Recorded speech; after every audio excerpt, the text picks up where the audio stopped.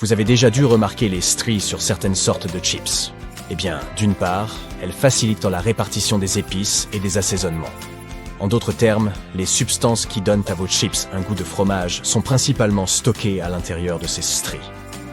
Et d'autre part, les stries rendent également les chips plus croustillantes. Certaines voitures ont un petit voyant en forme de tasse de café sur leur tableau de bord. Il s'agit du mécanisme anti-somnolence du véhicule. Certains constructeurs équipent leur voiture d'un système de détection de somnolence. Ce système analyse la vitesse, l'angle des roues et les déviations de trajectoire pour détecter quand il est temps pour le conducteur de faire une pause. Si c'est le cas, le véhicule émet plusieurs signaux sonores et le voyant en forme de tasse à café se met à clignoter.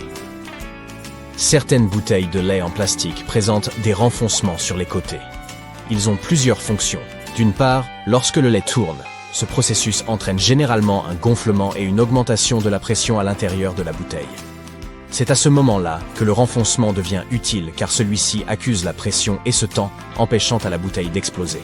De plus, si vous décidez de congeler le lait, il se dilatera comme n'importe quel autre liquide.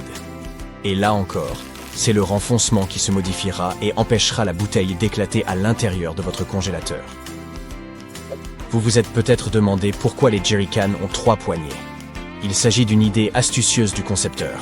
Ainsi, si vous portez le récipient seul, vous pouvez utiliser uniquement la poignée centrale pour répartir le poids uniformément. Mais si votre ami veut vous aider, chacun de vous peut saisir la poignée latérale. Saviez-vous que les premiers jeans avaient un problème? En effet, les ouvriers et les mineurs, qui furent les premiers à porter des jeans, exerçant trop de pression sur ce pauvre tissu. Par conséquent, les coutures ne résistaient pas à la tension et se déchiraient. Pour éviter cela, de minuscules clous métalliques ont été inventés. Les notes autocollantes se décollent relativement facilement parce que l'adhésif est réparti sur le papier de manière inégale, sous la forme de petites espèces de gouttes.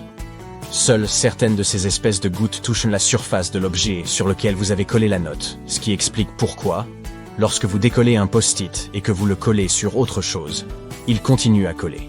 Et ce, jusqu'à ce que toute la colle soit utilisée ou recouverte de saleté. Les bouteilles de soda sont toujours remplies de manière à ce qu'il reste un espace entre le liquide et le bouchon. Et cela est dû au fait que le soda contient du dioxyde de carbone. C'est un gaz qui peut se dilater lorsque la bouteille est chauffée. S'il n'y avait pas d'espace dans la bouteille, celle-ci pourrait éclater sous l'effet de la pression qui s'exerce à l'intérieur. De plus, en ouvrant votre boisson, les gaz s'échappent sous forme de bulles. Et, sans cet espace, cela risquerait de déborder. L'espace prévu permet donc également de résoudre ce problème. Le fil dentaire est très utile pour les dents, mais il peut être difficile à utiliser car il glisse régulièrement des doigts et s'en mêle. Pour éviter ces problèmes, coupez un morceau de fil dentaire et nouez ces 2 extrémités ensemble.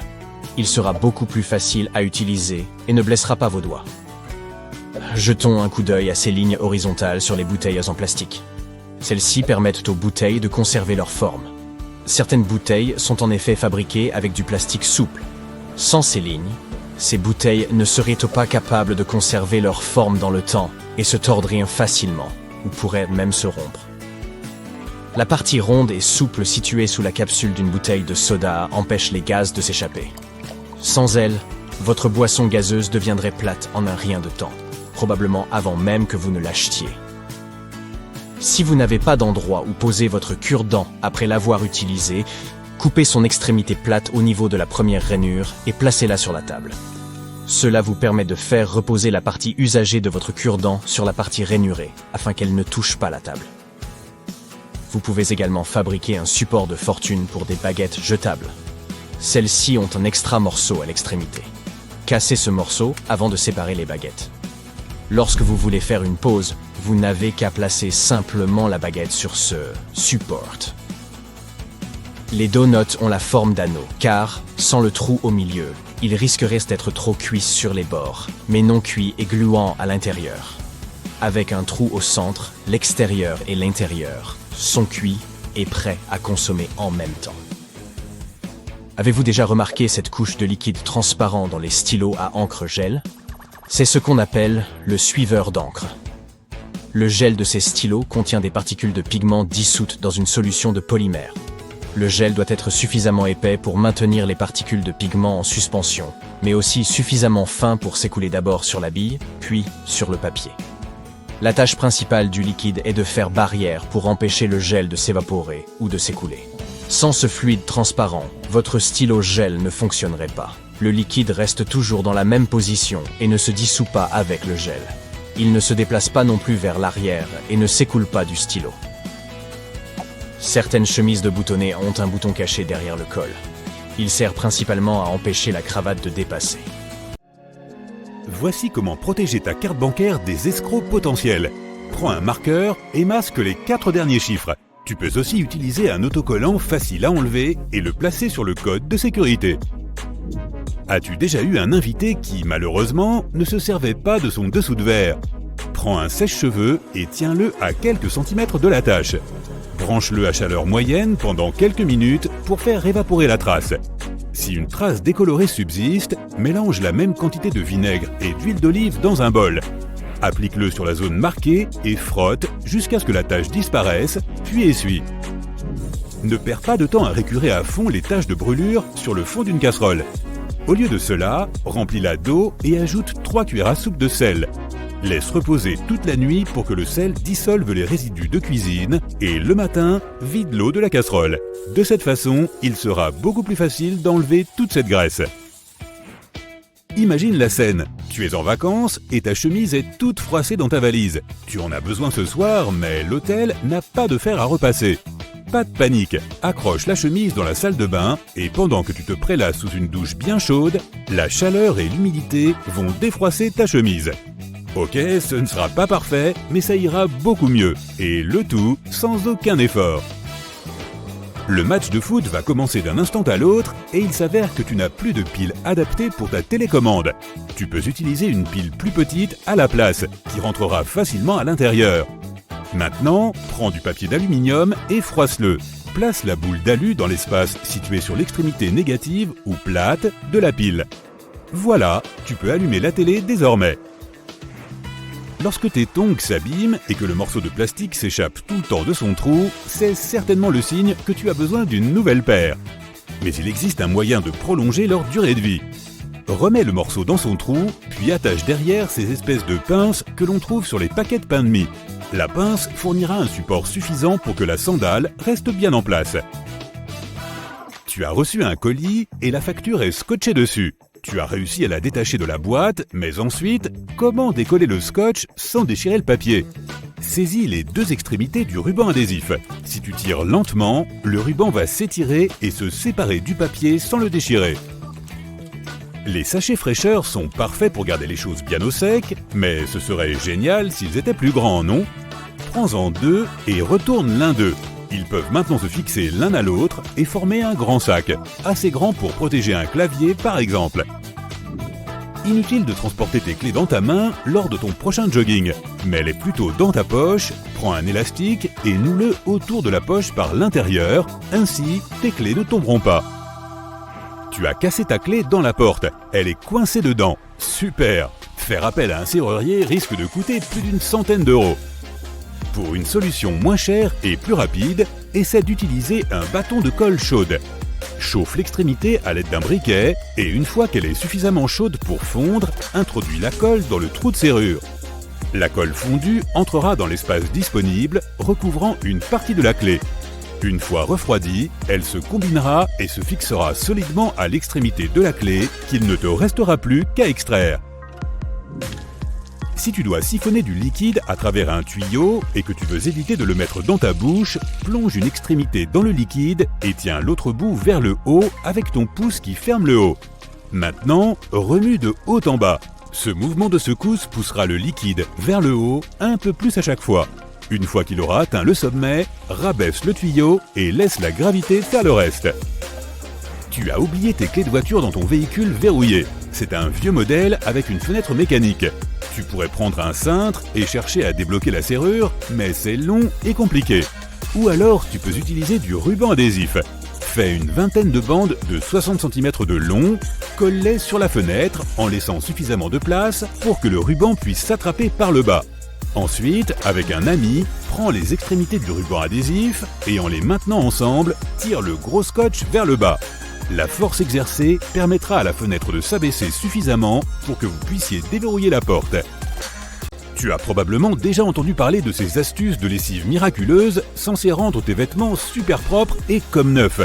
Et si ces astuces de lessive n'étaient que des mythes? En voici 3. Les chemises doivent être boutonnées lorsque tu les mets dans ta machine. Est-ce que c'est vrai? C'est un mythe. Il vaut mieux garder les fermetures éclairs fermées afin d'éviter que leurs dents n'accrochent le tissu de tes autres vêtements. Mais attacher les boutons d'une chemise peut dilater les boutonnières. À long terme, les boutons se mettront à glisser et ta chemise sera bonne à jeter. Laver ses vêtements à l'eau chaude est le moyen le plus efficace de les nettoyer. Est-ce un mythe ou une réalité? Il s'agit encore d'un mythe. Tu veux débarrasser tes vêtements des microbes. Cependant, l'eau chaude seule ne suffira pas pour cela. De nos jours, de nombreux détergents sont parfaitement capables de nettoyer nos vêtements dans de l'eau froide ou tiède. On doit nettoyer les taches sur la face extérieure du tissu. Est-ce vrai? La plupart des gens appliquent de l'eau et du savon directement sur la tache en commençant par la face extérieure du tissu. Mais ce n'est pas la meilleure solution. Il vaut mieux commencer par la face intérieure. La tache peut s'enfoncer plus profondément si tu la traites par l'extérieur. Essaie de faire remonter la tache à la surface plutôt que de la repousser vers l'intérieur. Écouter de la musique est efficace pour apprendre une nouvelle langue. Est-ce un mythe ou une réalité? C'est une réalité. Des scientifiques ont déclaré qu'écouter une chanson et fredonner en même temps peut nous aider à apprendre une langue. De nombreuses personnes ont des difficultés à apprendre les règles de grammaire. Pourtant, dans notre vie quotidienne, nous ne les suivons pas toujours forcément. Les chansons peuvent nous aider à mémoriser des expressions courantes. Les scientifiques ont également affirmé que la musique permet de se souvenir de nouveaux mots et d'enrichir son vocabulaire. Laisse-moi te donner un exemple. Tu te souviens de ta première année d'école? Eh oui, la chanson de l'alphabet. Es-tu une personne du matin ou un oiseau de nuit? Dans tous les cas, il faut que tu sois au courant des réalités et des mythes concernant le sommeil. Une personne a réussi à rester éveillée pendant 11 jours de suite. Penses-tu que c'est possible ou est-ce une légende urbaine? C'est une réalité. Randy Gardner a établi le record de la plus longue durée de veille. Il s'agissait d'une expérience scientifique conduite par le docteur William C. Demant, qui étudiait le sommeil à l'université de Stanford.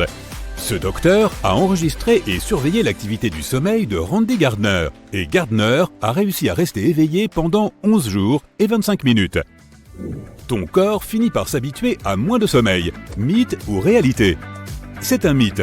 De nombreuses études prouvent que ton corps, et ton cerveau en particulier, ne peut pas s'habituer à moins dormir. As-tu remarqué qu'après quelques nuits d'un sommeil insuffisant, tu commençais à te sentir plus patraque pendant la journée? C'est ton corps qui essaie de s'adapter à son manque de repos. Le manque de sommeil à long terme affecte tes performances, ta concentration et ta prise de décision pendant la journée. De nombreux adultes n'ont besoin que de 5 heures de sommeil ou même moins. Est-ce que c'est vrai? Là, c'est très facile, c'est un mythe. Les experts de la National Sleep Foundation recommandent aux adultes de dormir entre 7 et 9 heures par nuit. Certaines personnes présentent une mutation génétique qui leur permet de se réveiller en pleine forme après une courte nuit de sommeil. Mais ces personnes sont des exceptions, 1 sur 4 millions. On dit des gens qui sont capables de s'endormir n'importe où ou à n'importe quel moment qu'ils sont de bons dormeurs. Qu'en penses-tu? Mythe ou réalité? C'est un mythe. Un bon dormeur dort suffisamment et à des heures régulières. Les chats passent les 2/3 de leur vie à dormir. Est-ce que c'est vrai selon toi? Cela ne te surprendra probablement pas. C'est bien une réalité. Alors, est-ce que tu as su répondre correctement à la plupart de ces questions? Combien de fonctions cachées y a-t-il dans ta voiture dont tu n'as jamais entendu parler? De nos jours, la plupart des voitures ont un code couleur sous leur capot. Il est ainsi beaucoup plus facile de savoir ce que tu dois surveiller entre 2 révisions. Comme la jauge, le bouchon d'huile ou le liquide de refroidissement. Tu peux même jeter un coup d'œil au liquide de frein et au liquide lave-glace. Pour tout ce qui est noir ou gris, il faut le laisser au mécanicien. Tu as déjà vu une lumière en forme de flocon de neige sur le tableau de bord de ta voiture? Il n'est pas là pour t'avertir de l'arrivée des vacances d'hiver, si c'est ce que tu penses. Il s'agit en fait d'un capteur qui indique la température ambiante extérieure. Il s'active et fait apparaître le voyant lorsqu'il y a un danger pour la route en raison d'une chute brutale de la température. Il arrive parfois même qu'un avertissement sonore ou un message sur ton tableau de bord t'avertisse que les routes sont peut-être en train de se couvrir de verglas afin que tu puisses adapter ta vitesse ou changer de pneus si nécessaire. La plupart des voitures sont également équipées de dispositifs spéciaux pour l'été comme les pare-soleil. Le tien a peut-être un bonus supplémentaire que tu pourrais vouloir découvrir. Nous savons tous qu'il se retourne pour aider le conducteur même lorsque le soleil ne brille pas de face, mais certains d'entre eux peuvent également se déployer, de sorte qu'ils peuvent fournir de l'ombre à une plus grande surface. Si tu vois que le tien n'est pas extensible, il y a une solution simple. Achète un prolongateur de pare-soleil, tu peux même en trouver en ligne. Il se fixe à ton pare-soleil ou à tes fenêtres existantes pour offrir une meilleure protection contre le soleil et une meilleure visibilité. Découvrons quelques fonctionnalités cachées à la maison. Ce n'est pas sorcier, mais il y a une mauvaise façon de faire de la glace dans le congélateur. Et c'est parce que tu n'utilises probablement pas correctement le bac à glaçons. Ils ont cette forme particulière car tu dois remplir les bacs jusqu'à ce qu'il y ait une couche d'eau au-dessus. Cette couche permet d'extraire plus rapidement les glaçons du bac car elle se fend lorsqu'on la tord et laisse chaque glaçon sortir.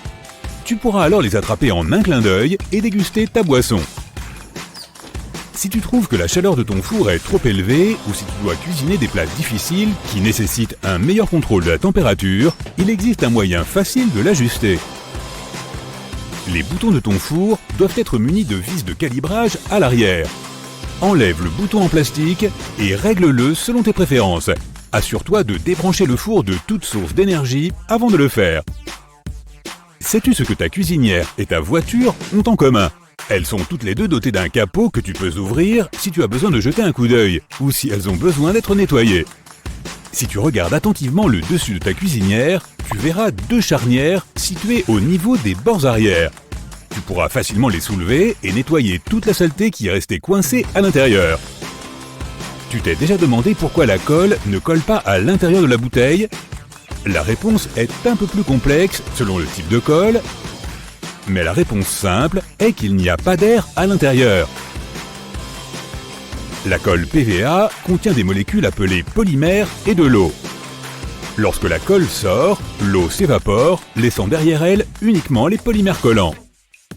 La situation est plus ou moins contraire avec la superglue. Elle contient un produit chimique qui se solidifie dès qu'il entre en contact avec les vapeurs d'eau présentes dans l'air.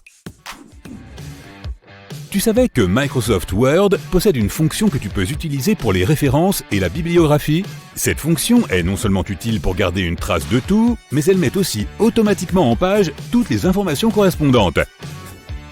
Si tu aimes t'entourer de plein de plantes d'intérieur, voici un moyen simple de savoir si elles ont besoin d'être arrosées. Mets ton doigt dans la terre. Cela devrait te donner une meilleure idée que le simple fait de regarder la surface de la plante. Si tu peux pénétrer de 5 à 7 cm dans le sol et que tu sens qu'il est sec, la plante a très probablement besoin d'être hydratée. En revanche, cette astuce fonctionne mieux avec les petites plantes en pot, car la profondeur est plus limitée. Dans tous les cas, il est toujours préférable de rechercher les besoins de la plante en termes d'arrosage et de lumière du soleil avant de s'engager dans un projet. Et fais toujours attention à ne pas endommager ses racines.